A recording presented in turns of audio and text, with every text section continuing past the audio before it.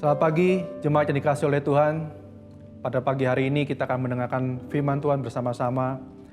Namun sebelum kita mendengarkan firman Tuhan, saya ingin ajak untuk setiap kita berdoa kepada Tuhan.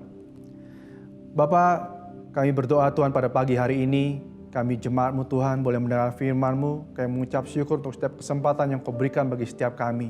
Ajar kami Tuhan, jemaat-Mu Tuhan, untuk kami boleh mendengar dan juga melakukan setiap firman-Mu Tuhan, apa yang Kau mau dalam kehidupan kami sebagai satu jemaat.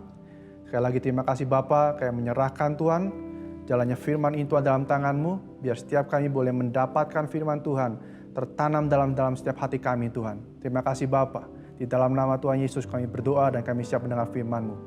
Amin. Pada pagi hari ini kita akan mendengar firman Tuhan yang akan diambil dari satu percakapan antara Tuhan Yesus ketika Tuhan Yesus ada di muka bumi dengan seorang perempuan yang dikenal dengan perempuan Samaria. Sebelum kita masuk ke dalam firman Tuhan lebih dalam, kita akan sama-sama sedikit belajar mengenai siapakah orang Samaria itu sebenarnya. Pada zaman dahulu ada seorang raja bernama Raja Rehabeam, di mana Raja Rehabeam adalah anak daripada seorang raja yang bernama Salomo yang kita kenal, raja yang sangat terkenal di bangsa Israel. Di zaman Raja Rehabeam, kerajaan Israel terpecah belah menjadi dua kerajaan. Yang pertama kerajaan Israel Utara dan yang kedua adalah kerajaan Israel Selatan. Di mana kerajaan Israel Selatan terdiri dari orang-orang yang berasal dari suku Yehuda yang kemudian kita kenal sebagai orang-orang Yahudi. Mereka beribadah kepada Allah di bait Allah yang ada di dalam kota Yerusalem. Sedangkan kerajaan Israel Utara terdiri dari suku-suku Israel yang lainnya. Mereka menikah dengan orang-orang dari suku lain yang ada di dalam di dalam tanah Kanaan pada waktu itu, sehingga mereka berkembang menjadi disebut sebagai bangsa campuran, setengah Israel, setengah juga bangsa-bangsa lain. Mereka tidak dapat menyembah Allah di bait Allah yang ada di kota Yerusalem. Oleh karena itu mereka mendirikan tempat penyembahan yang berada di bukit atau di gunung Gerizim, yang nanti kita akan sama-sama temukan yang di bahwa gunung Gerizim diperkatakan oleh wanita Samaria itu. Kenapa orang Israel atau kenapa bangsa Yahudi begitu membenci orang-orang Israel yang berasal dari kerajaan Israel Utara, yang kemudian disebut sebagai orang-orang Samaria? Karena bagi orang Yahudi atau bagi orang yang berada dalam kerajaan Israel Selatan, orang-orang yang berasal dari kerajaan Israel Utara, mereka bukanlah orang Israel murni, bukanlah orang Israel sejati. Mereka adalah campuran dari orang Israel yang menikah dengan orang-orang dari bangsa lain dan mereka diperanakan, dan mereka itulah yang disebut sebagai orang Samaria. Demikian pula orang Yahudi menganggap merendahkan orang Israel yang ada di utara atau orang Samaria.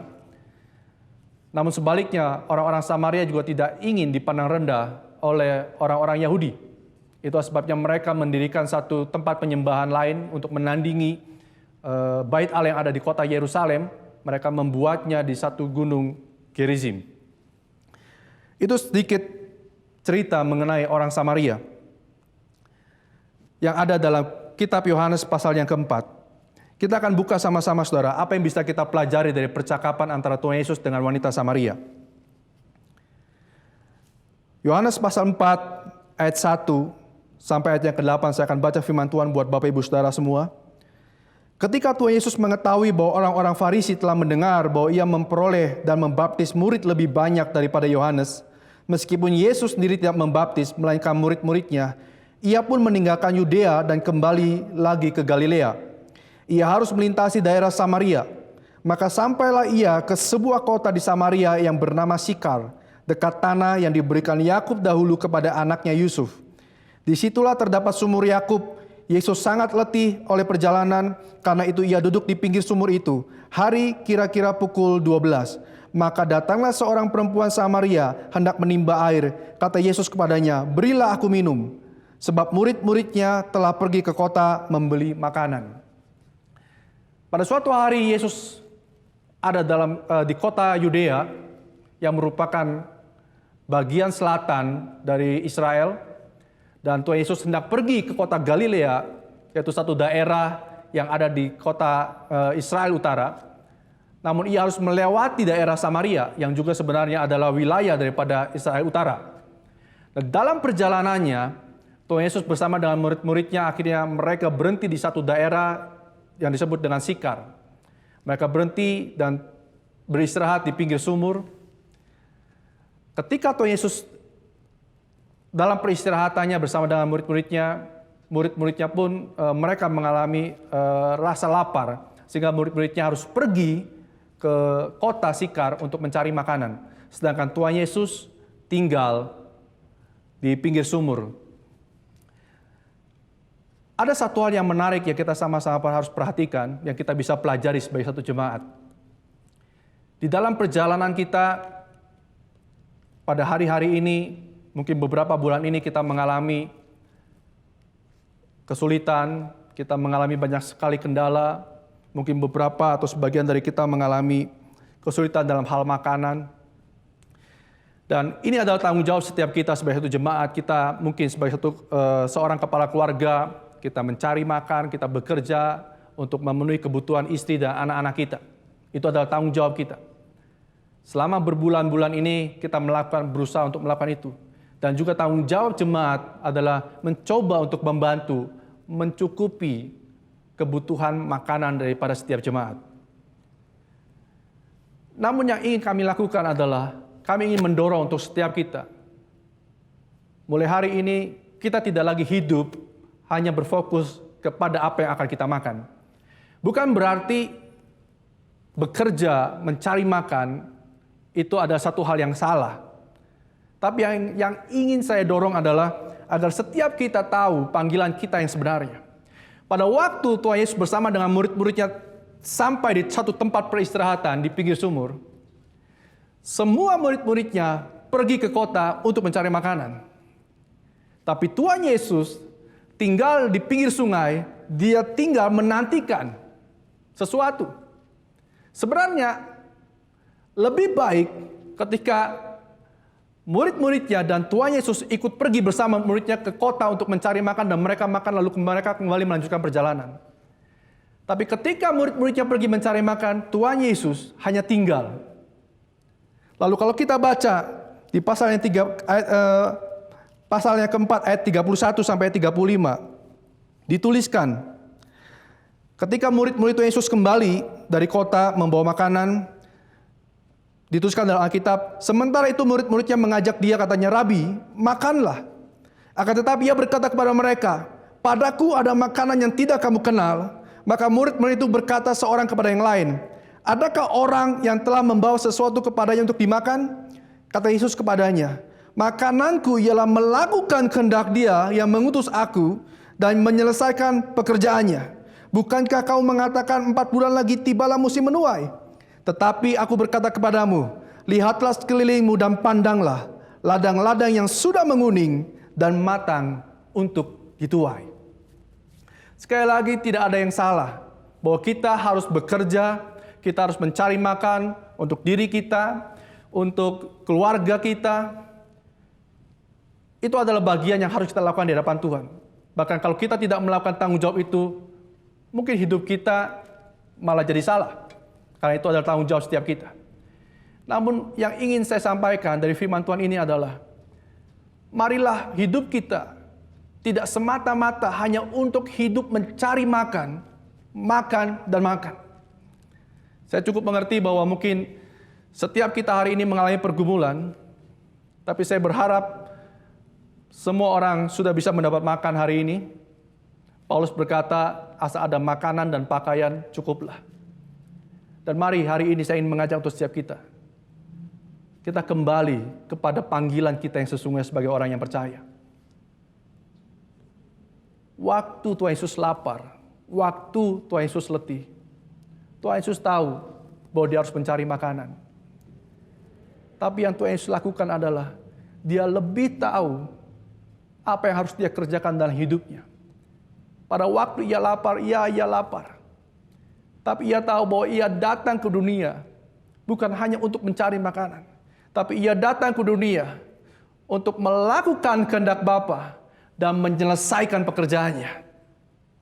Hari ini, mari kita hidup bukan lagi hanya terus bergumul setiap hari, setiap bulannya untuk terus mendapatkan makanan. Sekali lagi itu tanggung jawab kita. Tapi mari kita mulai fokus kembali untuk hari ini dan ke depannya. Untuk kita mulai kembali melihat jiwa-jiwa yang ada di sekitar kita. Untuk kembali melihat orang-orang Samaria yang akan kita temui dalam kehidupan perjalanan kita. Mari saudara, jangan berhenti hanya sampai di sini. Karena siapa kita sesungguhnya? Kita bukanlah dipanggil, kita bukanlah orang-orang yang hidup di dunia hanya untuk mencari makanan. Tapi kita adalah orang-orang yang dipanggil oleh Tuhan untuk melakukan kehendak Bapa dan menyelesaikan pekerjaannya. Apa pekerjaan yang Tuhan ingin kita lakukan? Yaitu memberitakan kabar baik, keselamatan kepada orang-orang Samaria, kepada orang-orang yang ada di sekitar kita. Amin, saudara. Itu hal pertama yang kita bisa pelajari dari percakapan antara Tuhan Yesus dengan wanita Samaria. Yang kedua yang dapat kita pelajari dari percakapan antara Tuhan Yesus dengan wanita Samaria. Mari kita buka saudara di masih pasal Yohanes pasal yang keempat. Kita baca di ayat yang ke-8.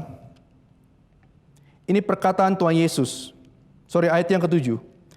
Maka datanglah seorang perempuan Samaria hendak menimba air. Kata Yesus kepadanya, "Berilah aku minum."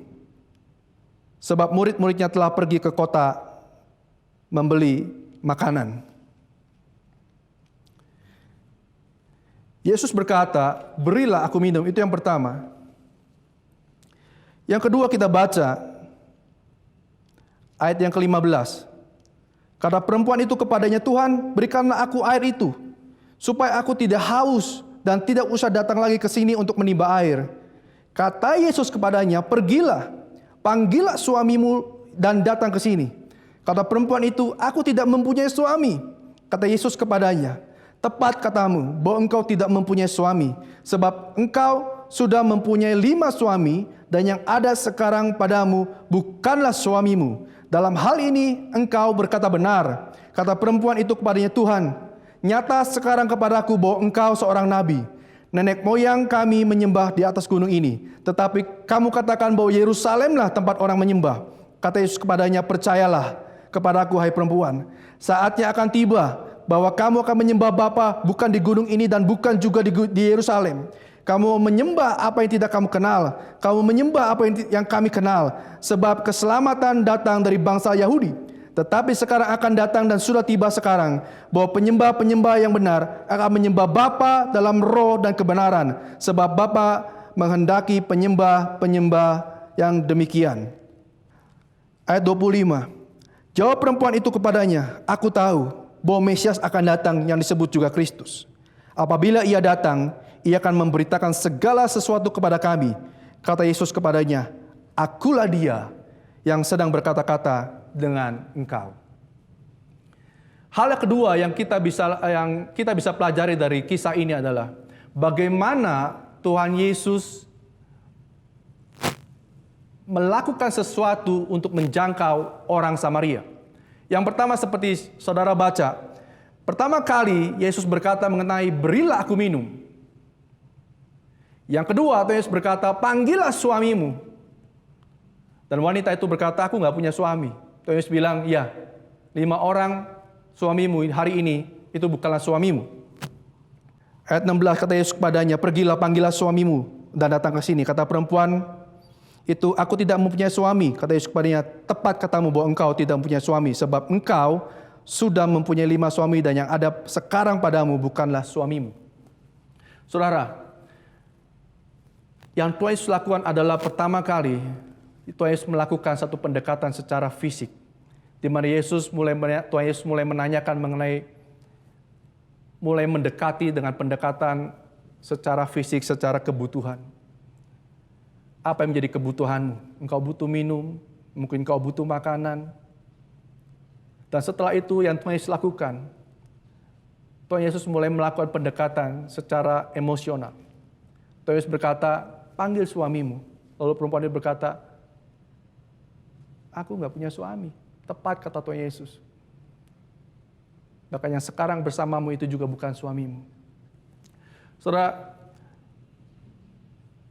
ketika saya mengajar parenting atau kelas mengenai mendidik anak, ada satu pelajaran yang menarik, bahwa di dalam hati setiap manusia, di dalam kehidupan manusia itu ada 3 dunia.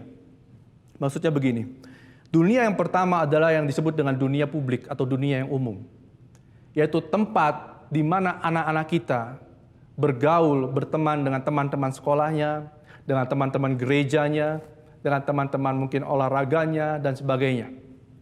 Lalu ada dunia yang kedua yang disebut dengan dunia pribadi, yaitu di mana anak-anak kita memiliki teman-teman yang lebih dekat lagi, best friend mereka, mungkin saudara-saudara terdekat mereka, hal-hal yang lebih pribadi daripada sekedar sesuatu daripada umum.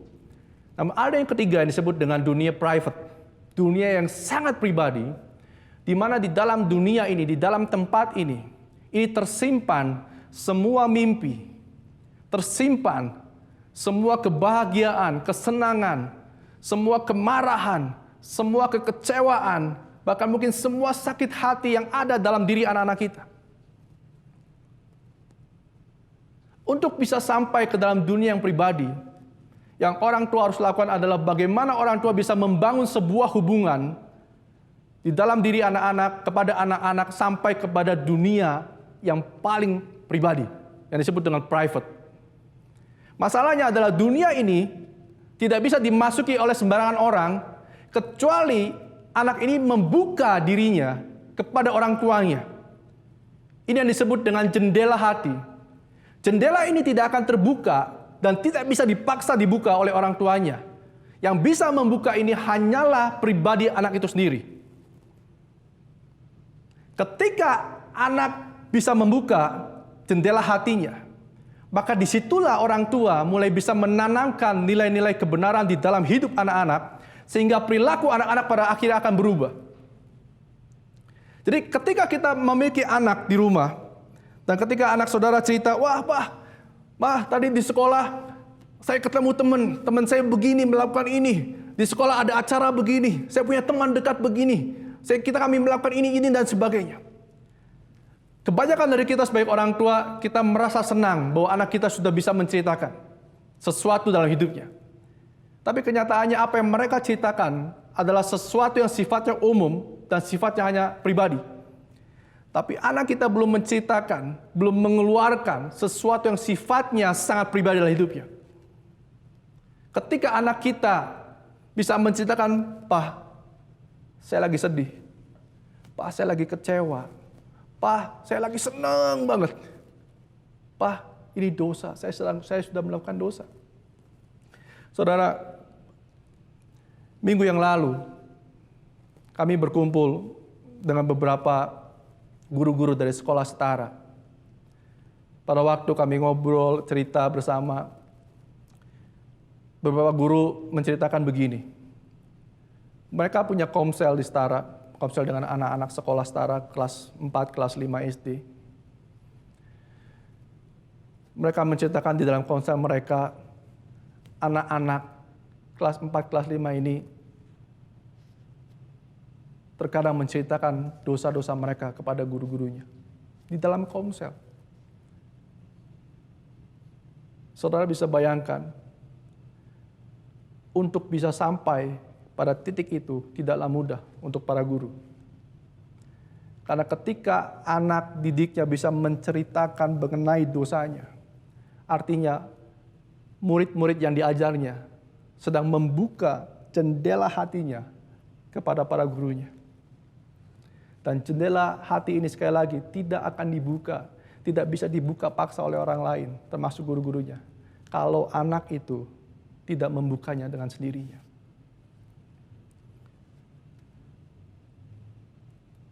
Firman Tuhan bilang, tuaian memang banyak. Mungkin hari ini juga kita sama-sama mengerti bahwa tuaian banyak. Mungkin saudara yang punya hati misi, mungkin mulai berkata, saya ingin pergi ke Kalimantan. Saya ingin pergi misi ke sana. Saya ingin pergi ke Papua, saya ingin punya misi, saya ingin melakukan misi di sana. Saya ingin mungkin ke Timor Leste, saya ingin melakukan misi di sana. Saudara, tidak ada yang salah dengan itu. Semua itu adalah ladang tuayan yang ada di sekitar kita. Tapi pada kenyataannya, tidak semua ladang tuayan itu sedang menguning. Tapi waktu guru-guru setara menceritakan bahwa anak-anak ini bisa datang bercerita mengenai hidupnya, bahkan mengenai dosanya. Pada detik itu saya mulai menyadari bahwa ladang tuayan di sana sudah menguning.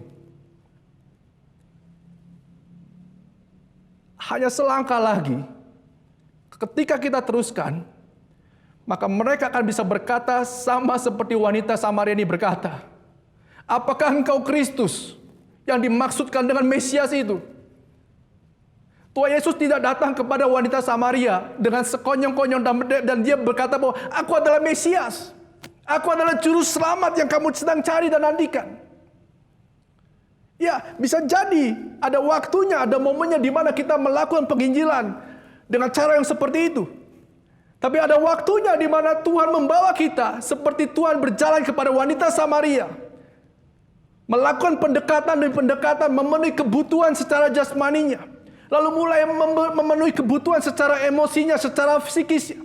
Sampai satu titik, jendela hatinya mulai terbuka. Di saat itulah, saat yang paling tepat untuk kita berbicara mengenai siapa Tuhan di dalam kehidupan mereka. Di saat itulah kita tahu bahwa ladang tuayan itu sudah menguning. Sekali lagi Bapak Ibu Saudara, ladang tuayan banyak di sekitar kita. Semua boleh dikatakan ladang tuayan. Tapi yang mana yang sudah menguning? Ini yang kita bisa pelajari. Hari ini, sekolah setara adalah satu ladang tuayan yang sudah menguning. Tuayan banyak, tapi pekerja sedikit. Kita sebagai satu jemaat tidak bisa berkata, harusnya ini kan tugas-tugas guru-guru yang ada di setara. Ini kan tugasnya kepala sekolah yang ada di sana. Saudara, mereka punya hati. Tapi mereka juga punya tugas dan tanggung jawab yang mereka harus kerjakan masing-masing. Tugas yang mereka sudah pikul banyak. Profesionalisme yang mereka harus lakukan itu juga banyak. Tapi justru sekaranglah waktunya. Bukan kita berkata harusnya ini tugas mereka. Tapi hari ini harusnya kita mulai berkata, hari ini adalah waktu yang tepat untuk kita gereja, untuk melangkah masuk ke dalam ladang tuayan itu dan menuai bersama-sama dengan mereka. Saya ingin mendorong setiap kita jemaat, ambil kesempatan ini. Saudara, banyak orang yang menabur, tapi orang lain yang menuai. Tapi hari ini, kita punya kesempatan dengan mata jasmani kita bahkan bisa melihat bahwa ladang tuayan itu sudah menguning. Bawa saudara, sekolah setara ini anak-anak di sana. Di dalam doa saudara, di dalam renungan saudara, di dalam saat teduh saudara, bahkan kalau bisa dalam mimpi saudara, pikirkan apa yang bisa saudara lakukan. Ayo mari kita bersama-sama. Kalau saudara bertanya kepada saya, apa yang harus kita lakukan? Sampai hari ini pun saya masih berdoa di hadapan Tuhan, Tuhan apa yang harus saya lakukan? Tuhan, kirimkanlah banyak orang Tuhan, yang punya banyak kreativitas, yang punya banyak waktu, yang punya banyak tenaga, untuk bersama-sama menuai jiwa demi jiwa. Amin saudara. Sekali lagi saya ingin mendorong setiap kita, mari. Ladang tuayan sudah menguning. Waktunya kita pergi untuk menjangkau anak-anak di sana. Yang ketiga, yang bisa kita pelajari dari kisah ini.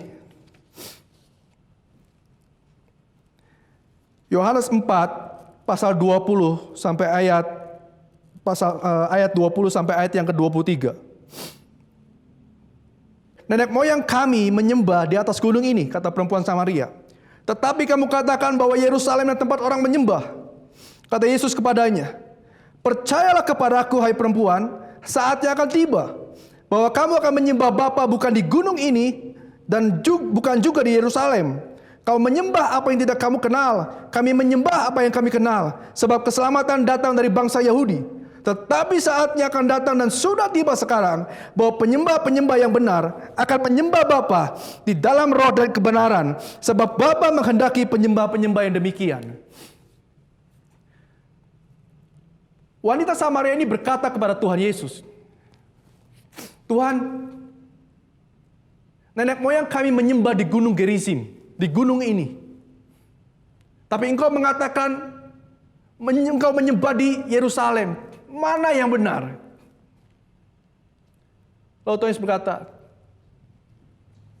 yang terpenting bukanlah menyembah di gunung ini atau di Yerusalem. Tapi yang terpenting adalah sekarang sudah tiba penyembah-penyembah yang benar yang akan menyembah Bapa di dalam roh dan kebenaran. Tuhan Yesus mengatakan, bukan di sana dan bukan di sana. Di dalam menyembah Tuhan bukanlah tempat yang penting. Tapi dalam menyembah Tuhan adalah yang penting adalah di dalam hatimu dan di dalam kebenaran. Artinya, yang ingin saya aplikasikan dalam kehidupan kita adalah di dalam kehidupan kita yang paling penting, maksud saya gini, ke gereja penting, ya beribadah di satu tempat, berakar di satu tempat itu juga penting. Tapi yang lebih penting adalah bagaimana hidupmu, bagaimana hatimu, bagaimana hidupmu menyembah Tuhan di dalam kebenaran. Di dalam mendidik anak, ada dua hal yang perlu diperhatikan untuk mendidik anak, mendisiplin anak, mengajarkan kepada anak. Ada dua hal yang diperlukan. Yang pertama adalah perkataan kita, orang tua. Bagaimana orang tua memulai mengajarkan apa yang benar dalam hidup mereka. Dan yang kedua yang sangat pentingnya adalah teladan hidup orang tua. Akan sulit buat anak untuk menjadi benar dan bisa berbuat benar ketika orang tua hanya memperkatakan apa yang benar, namun justru hidupnya berlawanan dengan apa yang dia katakan. Anak-anak hanya akan berkata, papa mah cuma ngomongnya doang. Ibu cuma ngomongnya doang. Dan pada akhirnya, anak pun hanya akan bicara saja, tapi tidak melakukan apa yang benar dalam hidupnya. Demikian pula dengan hidup kita. Kita bisa menjangkau banyak orang. Kita bisa memberkati orang lain. Kita bisa memberi kebutuhan jasmani mereka. Bahkan mungkin kita bisa mengkonseling mereka, memenuhi kebutuhan emosi mereka, mulai menolong mereka melalui masa-masa di mana mereka terjerat dalam emosi mereka. Ya, itu baik. Tapi yang harus kita perhatikan sebagai orang-orang yang akan menuai, yaitu hidup kita sendiri, teladan hidup kita. Jangan sampai karena apa yang kita lakukan, apa yang kita perkatakan di depan orang, justru pada akhirnya itu akan membuat orang lain menolak Injil Kristus yang akan kita sampaikan kepada mereka. Bapak, Ibu, Saudara, dan saya, kita harus sama-sama berubah. Tidak ada pilihan, saudara. Kalau kita tahu bahwa kita dipanggil untuk memberitakan kabar baik, kabar keselamatan kepada setiap mereka, kita harus berubah hidupnya. Saudara tidak bisa mengatakan, engkau harus memberi, sedangkan saudara hidup di dalam kecintaan akan uang yang luar biasa. Kita tidak bisa mengatakan kepada mereka untuk mengasihi. Namun di sisi yang lain, kita menghantam dan memukul orang. Di dalam memenangkan jiwa, hidup Bapak, Ibu, Saudara, dan saya harus berubah. Hidup di dalam roh dan di dalam kebenaran. Bapak, Ibu, Saudara, harus mulai kita sama-sama membangun hidup kita. Tidak ada satu orang pun yang sempurna. Tidak ada. Tapi setidaknya kita sama-sama menjadi orang yang percaya. Yang setiap hari mulai memperbaiki diri, untuk mulai berbuat benar di dalam kehidupan kita. Berbuat benar di dalam setiap aspek kehidupan kita. Berbuat benar di dalam setiap pekerjaan-pekerjaan kita. Jangan sampai kita pada akhirnya justru menjadi batu sandungan, tapi harusnya setiap kita, jemaat, menjadi batu pijakan buat setiap orang yang ada di sekitar kita. Untuk mereka bisa melihat Kristus. Untuk seorang Zakheus bisa melihat Yesus di dalam perjalanan hidupnya. Dia harus naik ke atas pohon ara. Karena terlalu banyak orang-orang yang sangat tinggi di sekitarnya. Demikian pula dengan mereka, saudara. Dan juga dengan kita. Baiklah kita menjadi seperti pohon-pohon ara. Yaitu satu tempat di mana orang lain bisa naik, bisa berpijak di atas kita. Dan melihat Yesus dalam hidup mereka. Melalui perbuatan kita, melalui perkataan kita, nama Tuhan akan dipermuliakan. Melalui perbuatan kita, melalui perkataan kita, nama Tuhan Yesus akan sampai kepada bangsa-bangsa. Mari, sekali lagi saudara, apa yang bisa kita pelajari dari firman Tuhan pada pagi hari ini? Yang pertama, saudara, mari kita mengerti kehendak Tuhan. Bahwa kita dipanggil bukan hanya untuk bekerja dan mencari makan. Tapi kita dipanggil untuk memberitakan kabar baik dan kabar keselamatan kepada banyak orang. Yang kedua, mari mulai membangun sebuah hubungan dengan orang-orang yang ada di sekitar kita. Karena dengan membangun hubungan, maka kepercayaan mereka terhadap setiap kita akan mudah terbangun. Dan ketika kepercayaan sudah dibangun, maka akan sangat mudah buat kita untuk memberitakan nama Yesus kepada setiap mereka. Dan ingat, ladang sudah menguning. Waktunya buat kita untuk bergerak dan menuai ladang yang telah menguning. Dan yang ketiga, jadilah teladan di dalam perkataan dan perbuatanmu sesuai dengan kebenaran firman Tuhan. Maka jiwa-jiwa akan bisa dimenangkan dalam kehidupan kita. Kita melakukan semua ini bukan untuk memperbesar gereja Tuhan. Tapi kita melakukan semua ini untuk memperbesar kerajaan Allah di muka bumi. Sampai Tuhan Yesus datang kedua kalinya. Amin. Mari kita berdoa. Bapa, kami berdoa Tuhan pada pagi ini. Kami mengucap syukur Tuhan. Ini kami Tuhan, gerejamu. Ini kami Tuhan, anak-anakmu.